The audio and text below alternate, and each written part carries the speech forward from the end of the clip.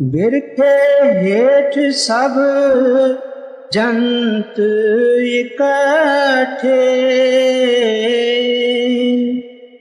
एक तत्ते एक बोलन मीठे। बिरखे हेठ सब जंत इकट्ठे, एक तत्ते एक बोलन मीठे। असत उदोत भया उठ चलने, जीव जीव औध विहानिया।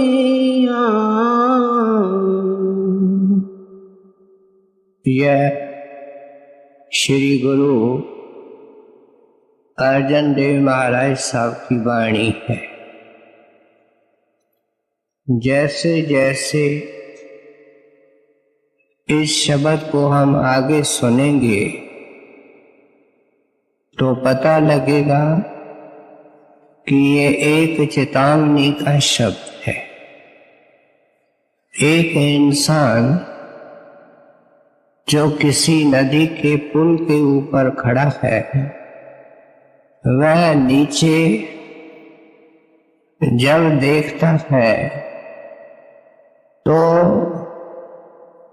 नदी के तीक्ष्ण धार में कौन कौन बहते उसको नजर आते हैं, किस तेज रफ्तार से वे बहते हैं वह बखूबी जानता है।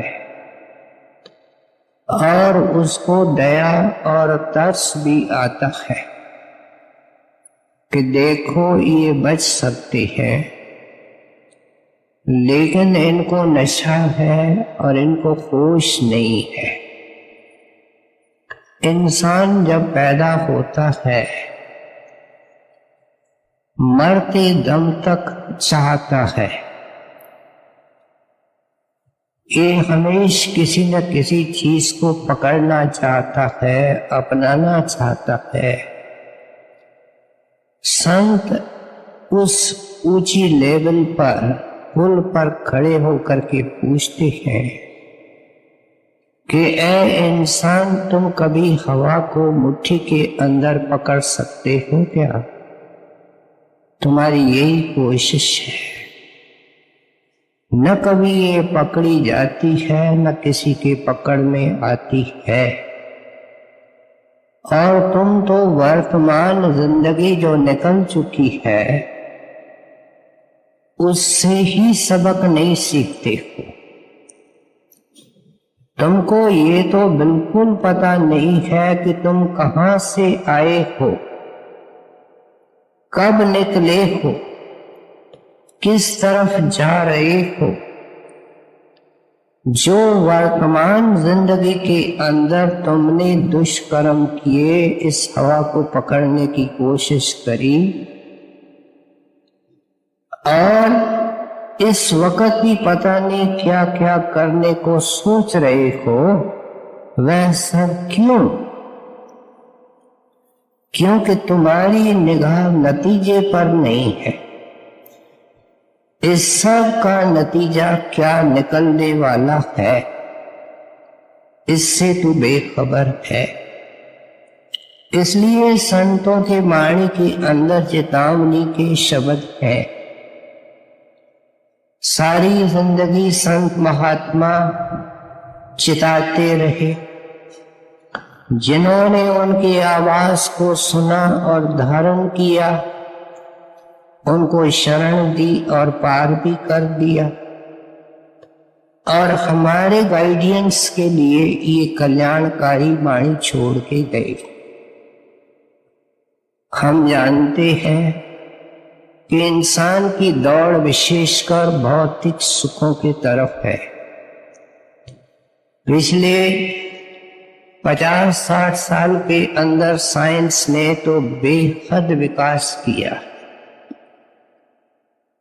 हमारे मकान पहले से अच्छे हो गए हैं, बिस्तर अच्छे हो गए हैं, वस्त्र अच्छे हो गए हैं, हमारे बीमारियों के लिए नई नई दवाओं के आविष्कार हो रहे हैं, रहन सहन के स्तर को ऊंचे करने की भरपूर कोशिश की जा रही है।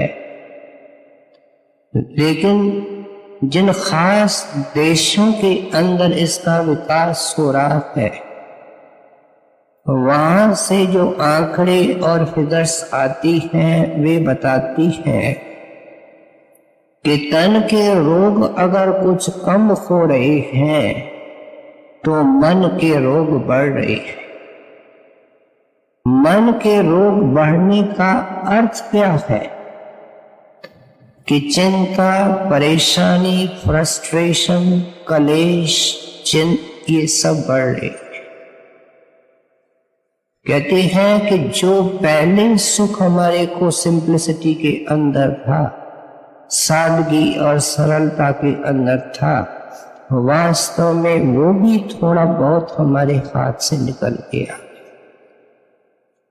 हम जब सत्संग में आते हैं और इन महापुरुषों की ये वाणी सुनते हैं तो हमारे दृष्टिकोण को एक सही दिशा मिलती है, और जिनके ऊपर प्रकाश की किरण उतर चुकी है वह सत्संगी सोचता है कि इतना कुछ सुना है, कल से नई जिंदगी शुरू करूंगा,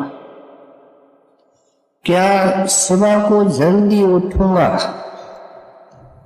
जो वायदा उस मालिक से मैंने पेट में किया और उस देहधारी स्वरूप मालिक से मैंने बाहर वायदा किया कि मैं सुबह को उठ करके बैठूंगा, मैं उसको कल से निभाऊंगा और दिन भर शांति में रहूंगा,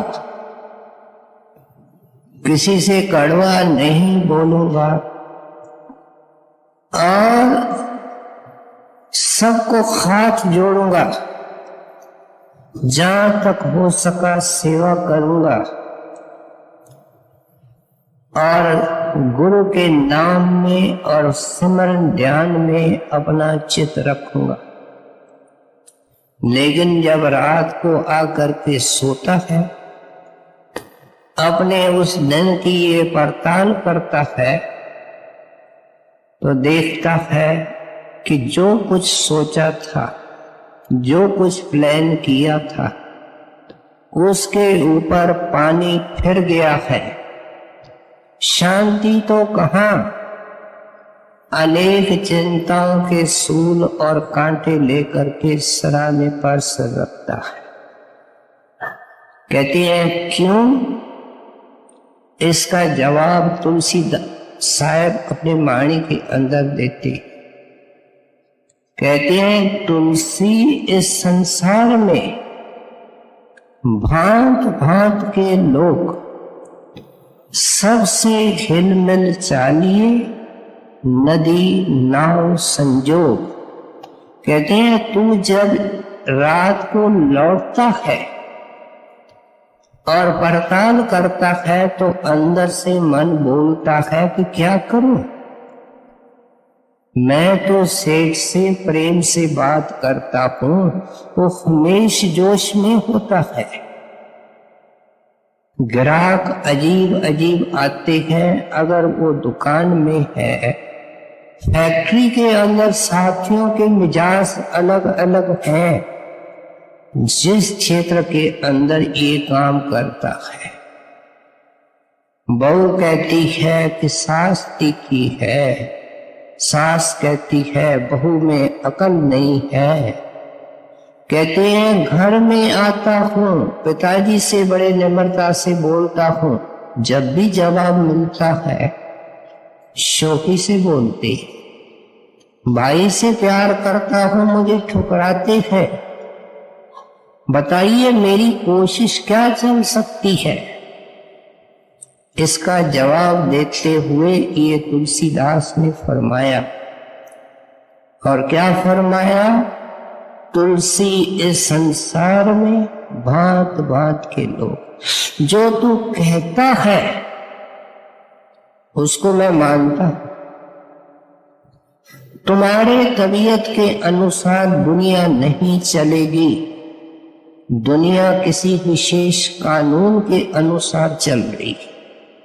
हम बड़े अजीब अकल के मालिक हैं कि एक अजीब कानून है, आकाश में कितने बादल आएंगे, कितनी उनकी परतें होंगी, कितना पानी पड़ेगा, कहां वो बादल आगे बढ़ेंगे, इसके पीछे कानून है। हवा का झोंका किस तरफ से आता है, किस पेड़ को हिलाता है, उस झोंके से कितने पत्ते नीचे गिरते हैं। प्यारे, इसके पीछे कानून है। कुछ भी यहाँ एक्सीडेंटल नहीं है, अचानक नहीं होता। इसलिए ये जो तुम्हारा खास करके सर्किल है, विशेष यूनिट तो कुटुंब होता है, जिसके अंदर इसका गहरा लेन देन होता है। सुबह शाम बरतना, उनकी शक्लें देखना, उनसे गुजारा करना, फिर सर्किल होता है। जिस दफ्तर में, जिस दुकान में, जिस फैक्ट्री में, जिस भी क्षेत्र के अंदर ये मूव करता है, वहां इसका संबंध होता है। कहते हैं प्यारे, ये एक्सीडेंटल नहीं है, ये तुमने चुना है। अगर एक दर्शक किसी फिल्म को देखने जाता है और उसके साथ डायरेक्टर भी चला जाता है उसी थिएटर में, तो डायरेक्टर के लिए कोई चीज नहीं है, लेकिन दर्शक के लिए सब कुछ नया है। कहते हैं ये जो फिल्म तुम्हारी जिंदगी की अनफोल्ड हो रही है, ये तुमने बनाई है, लेकिन उसके ऊपर अज्ञान का ढक्कन और पर्दा है। इसलिए तुमको लगता है कि बीवी अच्छी तरह नहीं चलती, एक बेटा सेवा करता है तो दूसरा तोड़ तोड़ करके खाता है, पैसा पास नहीं, एक लड़की के बाद दूसरी लड़की आ गई, मालिक के दरगाह में इंसाफ नहीं। कहते हैं मूर्ख है, ये सब कुछ तुम्हारा किया हुआ है जो अनफोल्ड हो रहा है। गुरु साहब यहाँ एक सुंदर मिसाल से आरंभ करते हैं। बिरखे हेठ सब जंत इकट्ठे, एक तत्ते एक बोलन मिठे। आप इस दुनिया को एक विशाल पेड़ से तशबीह देते। हमने देखा है बड़े विशाल पेड़ होते हैं और उनके ऊपर पंछी शाम को कई दिशाओं से उड़ करके आते हैं। और किस लिए आते हैं? कि रात को वहां विश्राम किया जाए। कोई अकेला आता है, कोई दोस्तों के साथ आता है, कोई कुटुंबियों के साथ आता है, आकर के वहां बैठते हैं। कोई प्रेम से बोलता है, कोई किसी को सुखी करता है, कोई किसी से लड़ता भिड़ता है। कहते हैं एक तत्ता बोलता है, एक मीठा बोलता है। लेकिन जब दूसरी कड़ी के अंदर कहते हैं जब सुबह को सूर्य उदय होता है तो क्या देखते हैं कि पंछी इंतजार में होते हैं उड़ने के और अपनी चॉइस के अनुसार उड़ करके अकेले या झुंडों में उड़ करके चले जाते।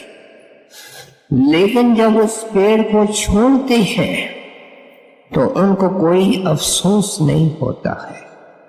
कहते हैं यहां फर्क आ जाता है कि ये संसार एक विशाल पेड़ है, उनकी अनेक अनेक शाखाएं और टहनियां हैं। तेरा कुटुंब भी उस एक टहनी का हिस्सा है। लेकिन अफसोस तो ये है कि पंछी तो उड़कर के चला गया,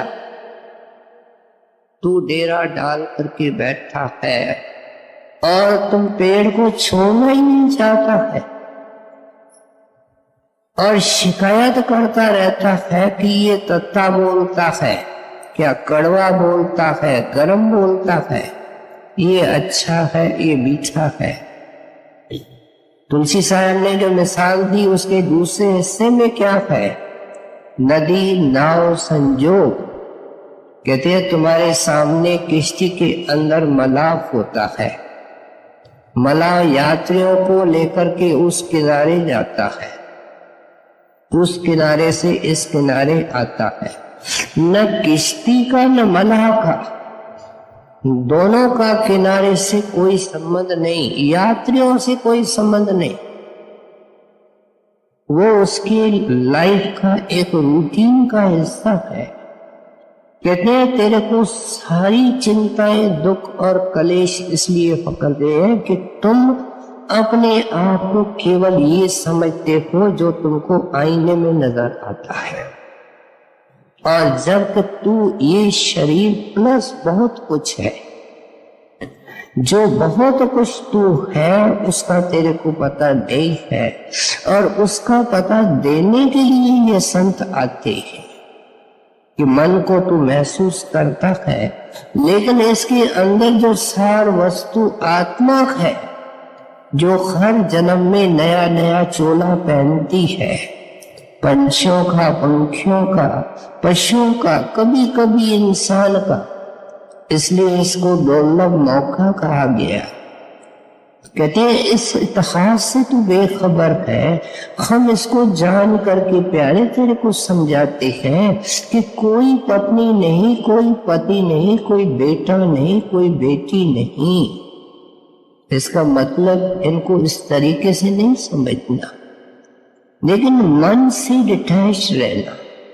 देखो घर के अंदर माता होती है और आया भी होती है, लेकिन बच्चा बीमार हो जाता है, आया हर किस्म की सेवा करती है, लेकिन माता की तरह अटैच नहीं होती है। दुकान में नौकर और सेठ रहते हैं, नौकर का लाभ और हानि से कोई वास्ता ही नहीं होता है, उसका सारा बोझ सेठ ने उठाया हुआ है। सो इसलिए कहते हैं कि तुम जब तक अपने आप को इस तरीके से नहीं बनाओगे, ये दृष्टिकोण बनाना है सत्संग में आकर के। यहाँ कोई लेन देन वाला हिसाब है और कुछ नहीं है। हजूर महाराज जी इसके नुक्ते पर कई वार्ताएं सुनाया करते थे कि तुम कितने बड़ी गलती और भुलेखी के अंदर हो कि इनको अपना अपना कहते हो। आप समझाया करते थे कि एक बनिया था, वो मिलिट्री के ठेके लिया करता था। उसने कैंटोनमेंट के अंदर, छावनी के अंदर एक दुकान भी लगाया और वहां कई तरह के सिपाही आते थे।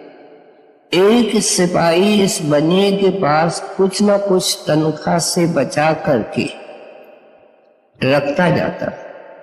जब इसने पूछा घर क्यों नहीं भेजते हो, तो कहता था मेरा कोई भी रिश्तेदार नहीं। आखिर क्या हुआ कि एक दिन उसकी घोड़ी मुंह जोर निकली और उसको दुश्मन में ले गई। उन्होंने कुछ गोलियां इनको मारी, कुछ घोड़ी को मारी, खेल खत्म हो गया। इस सिपाही ने आना बंद किया। बनिए को पता लगा कि ये घटना हुई है। कहता है ये कहता तो था कि मेरा कोई रिश्तेदार नहीं है, और इसके जितने पैसे थे, बनिए लोग तो इस बात में बहुत होशियार होते हैं, किसी तरीके से अपने हिसाब में जोड़ दिए। मिलिट्री का ठेका टूट गया। वहां से उठ करके सहारनपुर में आकर के उसने बर्तनों की दुकान करी। एक दिन दुकान में बैठा है, देखता है कि बाजार से मेरे कैंटोनमेंट के छावनी के पुराने साथी निकल रहे। एकदम उठ करके उनको बुलाया, अंदर आए। आप यहाँ कैसे? कि फलाने तरफ जा रहे थे, हमने कहा सहारनपुर को भी देखते जाए। कहने लगे भाई मैं यहाँ रहता हूँ, आप मेरे पुराने साथी हैं, मेरे पास आओ, मेरे घर आओ, खाना खाओ। जब उसने बहुत आग्रह किया तो उन्होंने कहा दिन भर तो हमको देखने दो, रात को तुम्हारे यहाँ भोजन करने आएंगे। जब भोजन करने आए तो भोजन बिल्कुल तैयार टेबल के ऊपर लगा, तैयारी हो रही है, खाने का वक्त आया है और पास वाले कमरे से चिल्लाहट की आवाज आती है। वो उनके खास गहरे घनिष्ठ मित्र थे। पूछते हैं प्यारा घर में सुख है कि क्या है? वह कहता है ये गृहस्थ है, कुछ न कुछ बनता बिगड़ता रहता है, आप तो खाना खाओ। जब कुछ लुकमे उठाए तो वापस चिल्लाहट की आवाज आई। तब कहने लगे आपके और हमारे बीच में कोई दूरी नहीं, बताओ तो सही क्या बात है। तब उसने सारी बात सिलसिलेवार करके उस सिपाही की बताई और कहता है कि मैं सहारनपुर में आया तो मेरे को कुछ ही दिनों के बाद एक लड़का हुआ, बड़ा हुआ। मैंने उसकी सेवा की, पढ़ाया लिखाया, लायक बनाया, लेकिन अचानक बीमार हो गया। सब तरह के इलाज करवा लिए, आखिर डॉक्टरों ने और हकीमों ने जवाब दे दिया, मरता क्या नहीं करता। मैंने किसी टोने और पंडित का, टोने वाले किसी पंडित का सहारा लिया। उसने कहा ये जंतर पिलाओ, लड़का ठीक हो जाएगा। मैं जंतर ले आया, उसको पिलाया। फिर जब वो पंडित आया तब मैंने लड़के से पूछा, ये पंडित जी पूछते हैं तबीयत कैसी है? तो लड़का पहली बार जो मुरझाया हुआ था वह मुस्कुरा के कहता है ठीक है। उस वक्त खुशी में बाप ने क्या किया कि जेब के अंदर, उस जमाने के अंदर 5 पैसे देते थे, जो कुछ जेब में था निकाल के उसके हवाले कर दिया। वो चला गया। कहते हैं बोलो तबीयत कैसी है? कहते हैं अब तो बिल्कुल ही ठीक है और मैं जा रहा हूं। मैं सिपाही हूं और मैंने सब कुछ वसूल कर लिया। ये रहता था जो तुमने आज इस ब्राह्मण को या पंडित को दिया, अब मैं चलता हूं। और मेरी पत्नी वो बनी है जो घोड़ी मुंह जोर बन करके जिसने मुझे मरवाया, जिसने मुझे उसने तकलीफ दी, मेरे पीछे रोएगी और चिल्लाएगी। दोस्तों ये जो आवाज आ रही है वो उसके पत्नी की है। इनके मित्र चौंक उठे, कहने लगे तुम्हारे घर की ये हालत और तुमने इतनी तकलीफ की है और भोजन बनाया है। कहते हैं भाई अभी तो सुना कि आया कौन था और ये चिल्ला कौन रहा है। जब वो साक्षात कह के गया तो आप निश्चिंत होकर के भोजन करो। कहते हैं ये है पर्दा, इस पर्दे को उठाने के लिए संत आते हैं। कहते हैं सब कुटुंब अपने अपने लेन देन के कारण आता। परमेश्वर की लीला देखो कितनी अजीब है। हर एक माता पिता चाहता है कि मेरे को लड़का पैदा हो और लड़की पैदा न हो, लेकिन फिर भी लड़कियां पैदा होती है। अब उस नेचर ने इतना बैलेंस रखा है कि दुनिया की जो आबादी है, अगर उसको देखा जाए अच्छी तरह, सारे देशों को मिला करके भी तो 50% औरतें हैं और 50% पुरुष हैं, क्योंकि उसको संसार चलाना है और इस तरीके से संसार चल सकता है। हम उससे ज्यादा अक्लमंद बन करके कहते हैं क्या हो गया, लड़की आ गई, लड़का आता तो अच्छा आता है और आती है तो हिसाब से आता है। ये समझा रहे गुरु। कहते हैं जब तक तुम इस नतीजे पर नहीं पहुंचोगे कि जिसको तुम सुख दे के आए हो वो बेटा तेरे को सुख दे रहा है, जिसको दुखी करके आए हो तो वो तुझे दुखी कर रहा है, जिसने वसूल करना है वो वसूल कर रहा है, जिससे तुमको वसूल करना है उसे तुम वसूल कर रहे हो। पहले इस नुक्ते पर आओ तो तुम इस दुनिया को रैन बसेरा मानोगे, रहने की जगह मानोगे, चलती हुई सराय मानोगे और अपने आप को मुसाफिर मानोगे। मुसाफिर का जहां वो खड़ा होता है घर नहीं होता, जिसका नाम मुसाफिर वो राह पर है, उसका घर किसी और जगह है। हर एक महात्मा ने हमको वाणी के अंदर लिखा है, चलना है दूर मुसाफिर काहे सोए रहे। कहते हैं तुम्हारा मार्ग इतना लंबा, आए थे किस काम के, कहते हैं किस काम के लिए ये आया है और लगा किस काम के अंदर है।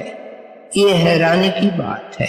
हमारे को समझाना चाहते हैं कि जिन उलझनों और झंझटों के अंदर तुम जिंदगी का ही मकसद भूल जाते हो, इस लेन देन के अंदर अपनी जिंदगी लुटा देते हो, ये तो खेल है, ये तो तमाशा है, ये 4 दिन का मेला है, कोई न तेरा है न तू किसका है।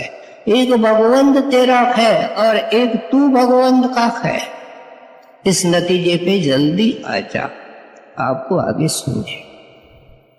पाप करें धड़ सिर पर मुठे, अजराइल फड़े फड़े कुठे, दोजख पाए सृजन हारे, लेखा मांगे वह बनिया। अब समझाते हैं कि यहाँ तो इंसान अंधाधुंध कर्म करता है और सोचता नहीं है कि जिसने हिसाब लेना है वो ऐन मेरे अंदर बैठा है। वर्षों के सत्संग के बाद, वर्षों की दया के बाद फिर भी इस नतीजे पर नहीं पहुंचता है कि हमारे अंदर देखने वाला बैठा है। दुनिया अंधेरे में है, उनका दोष भी क्या है, लेकिन जिनको प्रकाश की किरण मिली है वो अंधेरे में रहे तो संतों को अफसोस होता है। कहते हैं आम इंसान संतों की पुकार सुनता नहीं, उनके उपदेश की अनदेखी अनसुनी करता है और नतीजा कितना भयंकर निकलता है कि आखिर दीपक बुझने लगता है। जब टूटी के अंदर, टंकी के अंदर पानी खत्म होता है तो क्या होता है कि बूंद बूंद होकर के गिरता है और फिर गिरना बंद हो जाता है। इसलिए आप समझाते हैं कि जब इसके अंतिम श्वास निकलते हैं तो इसको हिचकी चलती है और फिर बत्ती बुझ जाती है, टंकी खाली हो जाती है। कहते हैं होता क्या है किसी को पता नहीं, पति गुजर गया, पत्नी को क्या पता। आज जितने लोगों को, निकटवर्ती लोगों को हम रवाना कर चुके हैं हमको पता है वो कौन है, किस हालत में है, और उनके पीछे अगर आंसू भी आते हैं तो उनके कारण नहीं आते, अपने सुख के कारण आते हैं कि उसके होते हुए मुझे ये सहूलियत थी, ये सुख था, मेरे लिए ये सहारा था। उसके बारे में कोई नहीं सोचता।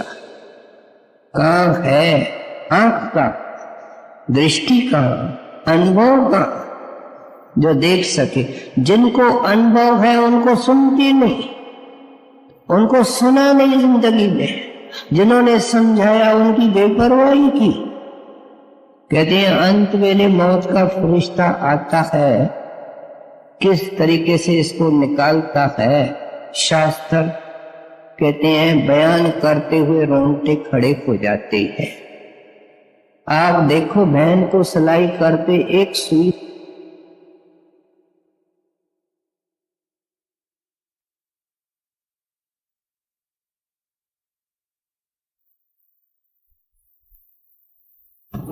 आप देखो बहन को सिलाई करते एक सुई लग जाए कितना दर्द, भाई को काम करते हुए पैर में कांटा लगे कितना दर्द। दर्द किसको? सूरत के ओ धारा को जो उंगली में है, जो अंगूठे में है।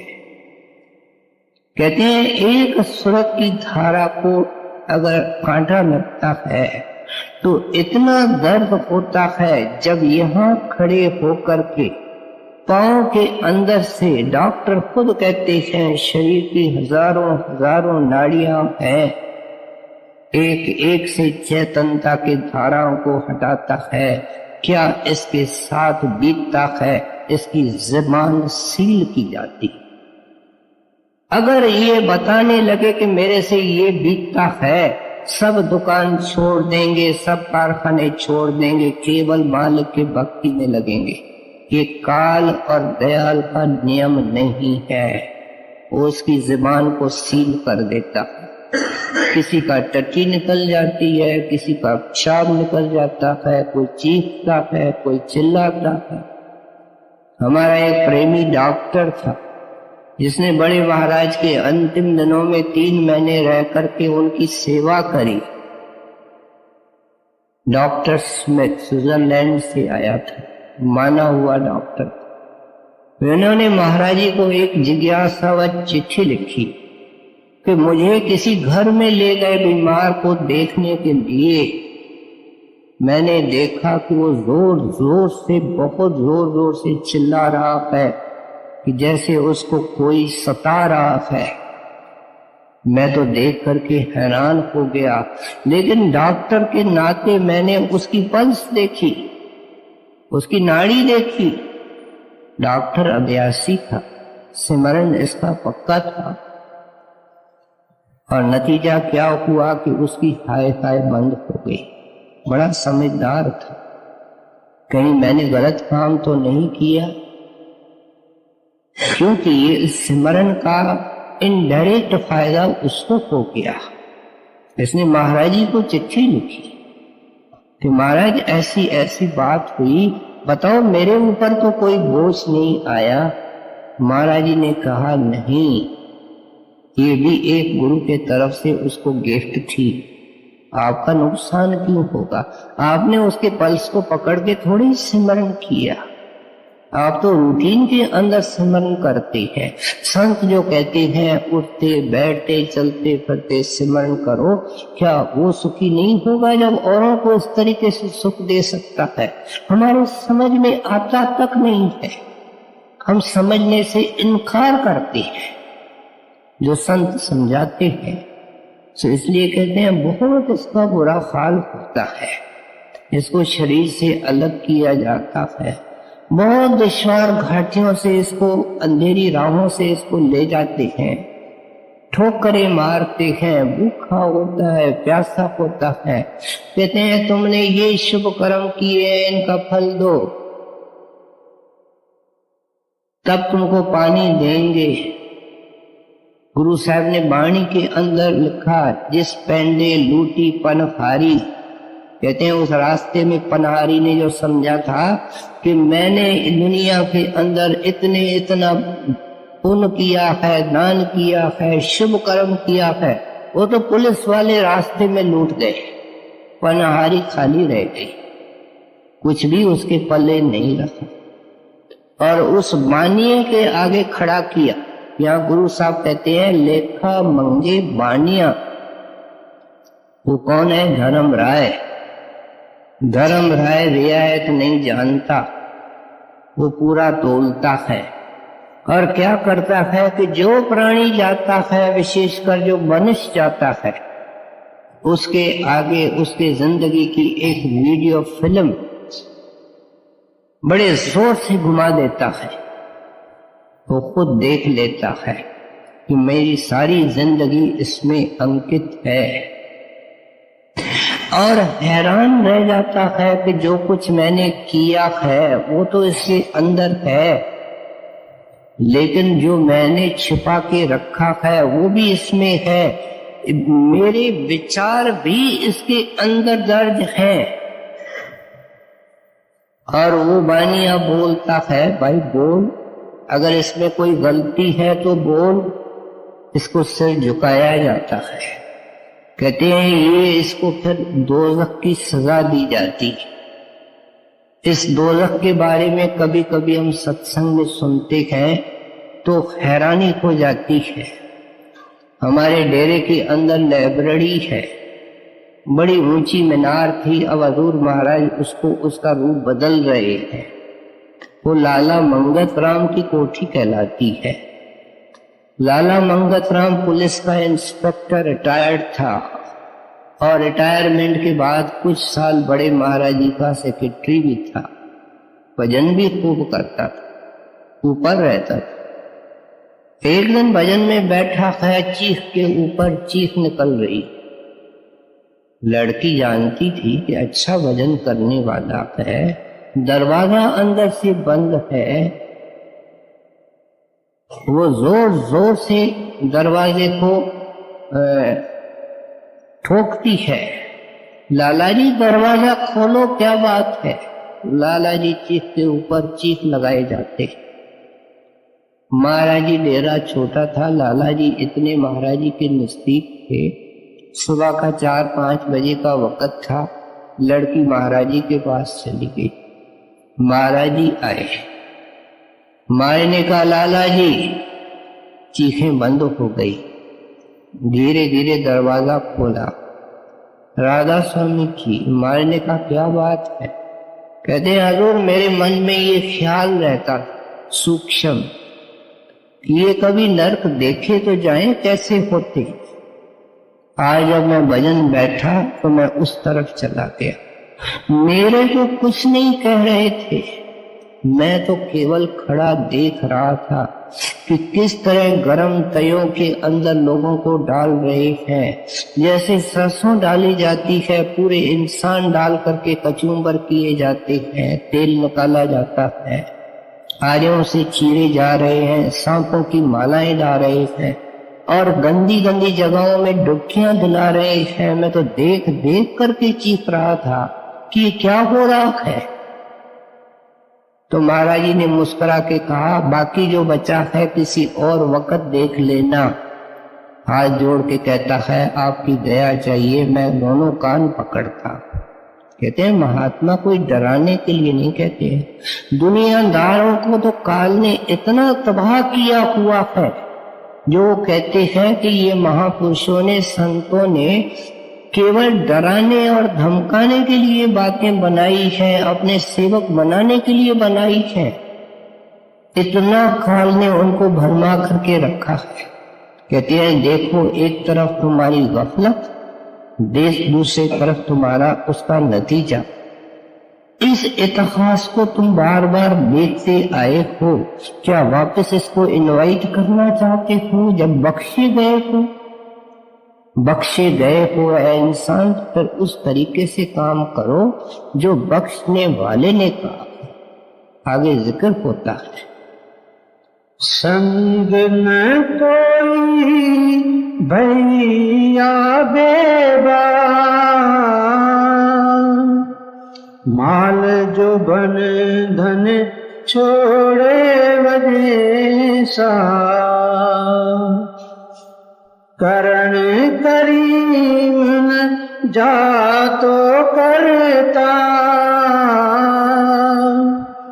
तिल पीड़े ज्यों घाणियां, खुश खुश लेंदा वस्तु पराई, वेखे सुने तेरे नाल खुदाई। ये पंजाबी है। नाल का मतलब साथ है। तेरे खुदा वो तेरे साथ है। तू अंधा है। अगर तू अंधा है तो उसका तो दोष नहीं है, वो तो देखता है। और तेरी हालत क्या देखता है? खुश खुश लेंदा वस्त पराई। कहते हैं ये पराया पैसा लेकर के, पराई चीज लेकर के बहुत खुश होता है। और क्या करता है कि शहर के अंदर अपना सर्किल बढ़ाता जाता है। बार बार इंसान को संत समझाते आए हैं, अकेला को ये शरीर भी तेरा नहीं है। कितना मूर्ख ये पूरा, रोज इसकी डाक में पता नहीं क्या क्या खुलता है। इसके डायरी के अंदर नहीं पता नहीं क्या क्या एड्रेसें हैं। शादी का कार्ड है, महंगाई का जमाना है, खाने पकाने की तकलीफ से बच जाएंगे। कहते हैं देखो कितना मूर्ख निकला। ये देह जो मिली है, संतों की वाणी ध्यान से पढ़ने से पता लगता है कि ये सेवा करने के लिए मिली है, सेवा लेने के लिए नहीं मिली है। ये देने के लिए मिली है, लेने के लिए नहीं मिली है। ये हाथ जोड़ने के लिए मिले हैं, पकड़ने के लिए नहीं मिले हैं। इसलिए आप समझाते हैं कि जिस वक्त ये लेता है उस वक्त तो इसको बहुत अच्छा लगता है, लेकिन जब ये देता है अंदर जा करके और उसका जो हिसाब वसूल किया जाता है वो बड़ी ऊंची दर से लेकर के करते हैं। हम सब ने सुना है कि 1 रुपया यहाँ दान करो तो ऊपर 10 रुपए 10 गुना हो करके मिलता है। साथ में कभी ये सोचा कि अगर 1 रुपया किसी का ले लो तो क्या देना पड़ता है? ये कभी नहीं सोचते हैं। इसलिए कहते हैं कि संतों ने इसलिए बिल्कुल हक हलाल के कमाई के ऊपर जोर दिया। लुकमान का बेटा लुकमान से पूछने लगा, पिताजी आप खुदा तरस्त भक्त हैं, अगर मुझे रास्ते के अंदर मिल जाए और वो कहे कि मैं खुदा हूं तो मुझे सिखा तो दो, मैं खुदा से क्या मांगू? तो लुकमान ने कहा कि अगर खुदा मिले तो आप कहना कि आपके रूप जो अनुरूप है, खुदा रूप है, उस दरवेश से मेरा मिलाप करा दो। तो लड़का पूछता है कि अगर ऐसा दरवेश भी मिल जाए तो उससे क्या फिर मांगना? कहते हैं उससे उनका प्रेम मांगना। अगर वो आगे कहे कि और कुछ मांगो तो हक की रोटी मांगना। मेरी सिर्फ ये 2 हिदायतें हैं। कहते हैं इसलिए संत हक की रोटी पर जोर देते हैं। ये लोग सत्संगी होकर के जो रिश्वत लेते हैं, ये इनको पता नहीं लगता है कि कितना अंधकार के पर्दे अपने लिए खड़े कर रहे हैं। पहले 5 रुपए लेने से डरता है, फिर तो 5000 का लिफाफा आराम से लेकर के जेब में डाल देता है। कहते हैं ये हाल होता है। बड़े महाराज फरमाया करते थे कि जिन चीजों को ये मामूली समझता है वो कितने दर और से महंगी होकर के निकलती हैं। आप फरमाया करते थे कि एक कोई गवर्नमेंट का क्लर्क था, वो जो ठेकेदार घास के ऊपर ठेका देते थे उनसे कमीशन लेता था। वो घास जानवरों को खिलाया जाता था। जब उसका अंत समय आया तो वो चिल्लाने लगा, फलानी गाय सींग मार रही है, फलानी भैंस सींग मार रही है, क्योंकि वो जो इसने हिस्सा लिया था वो उनका हिस्सा था। आप देखो आगे चलकर के ये कितना महंगा पड़ता है। तो इसलिए कहते हैं सोच सोच करके, फूंक फूंक करके कदम उठाओ, किसी के पास रह जाए। बड़े हजूर ने तो 6 महीने पहले फरमा दिया खुले सत्संग में, अगर मेरा किसी के पास है तो मैं यहां से माफ कर देता हूं, किसी का मेरे पास है तो मेहरबानी करके आज आकर के ले जाए। इतने महापुरुष जिनको कोई कर्म छू नहीं सकता है, कितने ऊंचे आदर्श पेश करती है। इस तरह कहते हैं, इस तरह की बेदाग जिंदगी लीड करके ही बचाव हो सकता। दुनिया लब पैया खाते अंदर, अगली गल ना दानिया, जम जम मरे मरे फिर जमे, बहुत सजाई पैया देश लम्बे, जिनकी तात से ना जानी अंधा, ता दुख सहे प्राणिया, खलक थावे भुल्ला मुठा, दुनिया खेल बुरारट तूठा, सिद्क सबूरी संत न मिलियो, वते अपने भाणिया। अब असली नुक्ते पर ला रहे हैं कि एक सिलसिला कैसे टूट सकता है। कहते हैं श्री गुरु अर्जन देव महाराज जैसा शब्द स्वरूपी, शब्द अभ्यासी मालिक का रूप ऐसा कोई महापुरुष मिले। परमात्मा ने हर जमाने के अंदर, हर समय के अंदर प्रबंध कर रखा है कि तू मालिक का है, मालिक तेरा है, और वो शब्द है जो मालिक की सृजनहार शक्ति है, जो तुमको मालिक से मिला सकती है। तुम का मतलब क्या? शरीर नहीं, मन नहीं, आत्मा।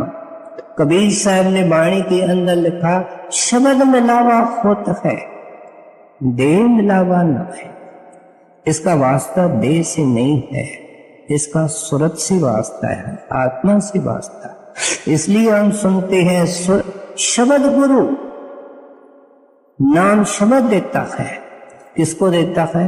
सूरत धुन चेला, चेला सूरत है। ये तो औरत कहता है, हिंदू कहता है, मुसलमान कहता है, यहां तक कहता है ब्राह्मण है, फलाना है, ऊंच कुल का ब्राह्मण है।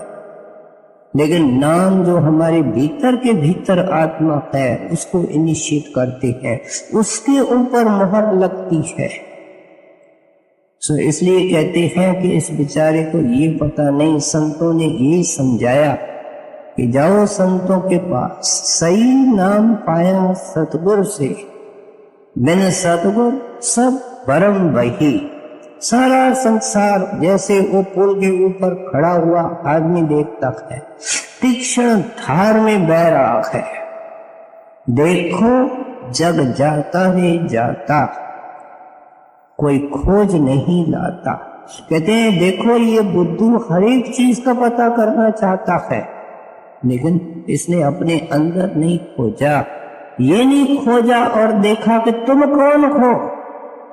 संतों को अफसोस होता जब हम खोजने का तरीका देते हैं कि तुम अंदर जाकर के देख सकते हो कि तुम कौन हो, तो भी नहीं खोजता। इसका कारण क्या बता रहे हैं? कहते हैं इसने सिद्क नहीं रखा और सबर नहीं रखा। सिद्क का अर्थ क्या है? विश्वास। बगैर प्रेम के कभी विश्वास होता नहीं। जिससे हमारा प्रेम होता है उस पर ही हमारा विश्वास होता। पत्नी और पति दो नई शक्लें आकर के मिलती है। कुछ अरसा रहने के बाद एक दूसरे के ऊपर विश्वास आता है और पूरी चाबियां पति पत्नी के हवाले कर देता। पहले प्रेम आता है, बाद में विश्वास आता है। सो इसलिए कहते हैं गुरु से इसने प्रेम ही नहीं किया, विश्वास होने का क्या? ये डगमगाता है, ये तो गुरु को सलाहें देता फिरता है। गुरु जी ऐसा करो ऐसा करो, ये नहीं सोचता मेरे गुरु ने क्या कहा है, मुझे क्या करना है। कितना ये मंद है, मूर्ख है। गुरु साहब खोल खोल करके समझाते हैं। कहते हैं प्रेम क्या कहता है कि बेअख्तियार उसके बारे में ये सोचता। दुनिया की प्रीत हो गई, तो माता की प्रीत और लड़के की प्रीत तो दुनिया, लड़की की प्रीत तो दुनिया में मशहूर। बेअख्तियार लड़की माता के बारे में सोचती है, माता लड़की के बारे में सोचती है। इसको प्रीत करते हैं जिसमें जोर नहीं लगाना पड़ता है। हम स्मरण करते हैं, भूल जाते हैं, क्योंकि हमारा चक्कर उल्टा चला है और जगह से चला है। उसको रिवर्स करना कोई आसान नहीं है। लेकिन एक तो प्रीत होती है गिफ्ट, जो गुरु किसी को दे देता। एक आदमी डेरे गया, बड़ी अजीब बात सुनाई कि मैं 3 दिन डेरे रहा और 3 दिन महाराज जी का स्वरूप मेरे साथ रहा। 1 सेकंड अलग नहीं हुआ, बाथरूम में भी अलग नहीं हुआ। जब गाड़ी में आकर के बैठा तो स्वरूप चला गया। ये क्या है? सौगात, प्रेजेंट। और वो भी किसी हिसाब से देते, प्रेम के अनुसार देते। लेकिन कहते हैं कि इसने सिद्क नहीं रखा, प्रेम नहीं किया, हुक्म नहीं माना। और हुक्म मानने में किस चीज की जरूरत है? आप कहते हैं सब्र की जरूरत है। दुनिया के अंदर एक मिसाल दी जाती है, जब सब्र का जिक्र होता है तो उसके साथ चींटी का जिक्र होता है कि देखो एक चींटी कितनी नन्ही और छोटी है, दीवार पर चढ़ती है, कितने बार गिरती है, अच्छी तरह कभी हमने देखा तक नहीं। 100 बार गिरेगी लेकिन फिर 101 बार चढ़ेगी। कहते हैं ये जो शरीर को खाली करना है, ये संतों ने चींटी चाल बताया, बड़ा मुश्किल काम बताया है। इसके अंदर सब्र चाहिए। सत्संग में एक आसन में नहीं बैठ सकता, चित्त को एकाग्र नहीं कर सकता। सेवा करने के अंदर कितना सब्र चाहिए। 100 किस्म के लोग मिल जाते हैं, 100 किस्म की बातें करते हैं। ये गुरु को सामने रख करके सुमन करते हुए सेवा करना कितना मुश्किल है। और फिर धूप में खड़ा रहना और भूख और प्यास को सहन करना। और गुरु की इतनी परम दया है कि जिनके पास घरों में नौकर चाकर है, वे झाड़ू लगाते हैं, सफाई करते हैं, तगारियां उठाते हैं। ये उनकी परम दया है। वो उनको दीनता सिखाना चाहते हैं, वो उसी बहाने देना चाहते हैं। कहते हैं इस सारे परमार्थ के अंदर बड़ा तहम्मुल, धीरज और सब्र की जरूरत है। इन्होंने दोनों काम नहीं किए, इसलिए ये जख मारता है और फ्रस्ट्रेट रहता है। मौला खेले करे सब आपे, एक कढ़े एक लहरे में आपे, जी न जावे त्यों त्यों नचनी, सिर सिर किरत विहानिया, मिहर करे ता खसम धियाई, संता संगत नरक न पाई, अमृत नाम दान नानक को, गुण गीता नित वखाणिया। अजीब एक स्टेटमेंट गुरु साहब कर रहे हैं। कहते हैं लहर भी उसने पैदा की है। क्या माया को किसी और ने पैदा किया है? करता तो एक ही है, और उस लहर के अंदर सब डूब रहे हैं। कहते हैं एक को लहर में बहने देता है, इसकी एक की बाहों पकड़ लेता है। मौला खेल करे सब अपना। कहते हैं ये सब उसकी मौज है, इसको हम नहीं समझ सकते। एक विदेशी ने महाराज जी से सवाल किया, करण करावन आपे आप, मानुष के कुछ नाई हाथ, तो फिर हजूर हमारे हिस्से के अंदर क्या आता है?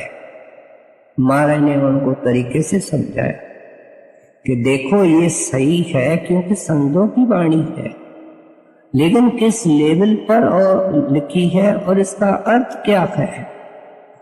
कहने लगे कि आप देखो, आपको जो भूख दी है वो मालिक ने दी है, और उस भूख के मिटाने का प्रबंध भी मालिक ने किया है। बीज उसने पैदा किए हैं, वर्षा वो बेचता है, लेकिन तेरे को भोजन कमाना पड़ता है, मेहनत करनी पड़ती है, भोजन पकाना पड़ता है, और हाथ से पकड़ करके मुंह में डालना पड़ता है। ये उसका काम नहीं है। तुम उनकी वाणी को अच्छी तरह नहीं समझते हो। वे अपना काम कर रहे हैं जो कर्म कारण है, लेकिन करने वाला खुद कुछ अपना हिस्सा नहीं कर रहा। हम जानते हैं जब वर्षा की मौसम आने वाली होती है, पहले ही किसान तैयार हो जाता है, जमीन को साफ सुथरा कर देता है, बैलों से हल चला देता है, जमीन को तैयार कर देता है, बीज खरीद करके ले रखता है, और वर्षा के लिए इंतजार करता है, प्रार्थना करता है, क्योंकि वो उसके हिस्से में नहीं है, लेकिन किसान के हिस्से में तो कुछ है। कहते हैं तेरे को कुछ भी नहीं करना है। क्या तू 2, 3, 4 घंटे भजन करके तू इतनी बड़ी दीवार जो यहां से शुरू होकर के त्रिकुटी तक जाती है, कर्मों की दीवार तेरी, क्या हिमालय उसके सामने खड़ा होगा? उसके मुकाबले में तो हिमालय ऐसा है जैसे एक छोटा टीला है। इतनी तो लंबी दीवार है जो तेरे को परमेश्वर से अलग कर रही। तू अपनी करनी से इसको फोड़ सकता है और चढ़ सकता है, यदि वो करेंगे, लेकिन तेरे हिस्से में क्या आया? जिस वक्त तू उनके चरणों में गया, उसने समझा दिया। ये तो हुक्म मानने से सब चीज मिलती है। एक बेटा हुक्म मानता है, जाते वक्त पिता उसको बताए बगैर क्या पता नहीं वसीयत में दे जाता है। सो इसलिए कहते हैं ये मौला तो खेल करता है, लेकिन तू जो एक तकदीर वाला इंसान है, ये जो कहता है किसी वक्त होगा, संत इसको नहीं मानते। ये जो कहता है अगले जन्म में होगा, संत इसको नहीं मानते। महाराज अनेक चिट्ठियों के उत्तर देते हुए लिखते हैं कि नामदान, इनिशिएशन, दीक्षा ये मिलती है। इसका मतलब ये है कि अपना हिसाब किताब इस जन्म में अता करके पूरा करके की जा सकता है। ये जो अर्थ लगाए वो इसका अपना है। इस चीज को महाराज ने साफ किया। एक आदमी मुसाफिर सुस्ती से चलता है, दूसरा चुस्ती से चलता है, ये मुसाफिर के हिस्से में आता है। उन्होंने मंजिल बता दी है, मार्ग बता दिया है, चलने का तरीका बता दिया, करना इसमें है। गुरु साहब ने सारी तस्वीर खींच दी। हमारे दुखों का मूल कारण क्या है, कैसे हल हो सकता है। अमृत नाम दान नानक को, गुण गीता नित वखाणिया।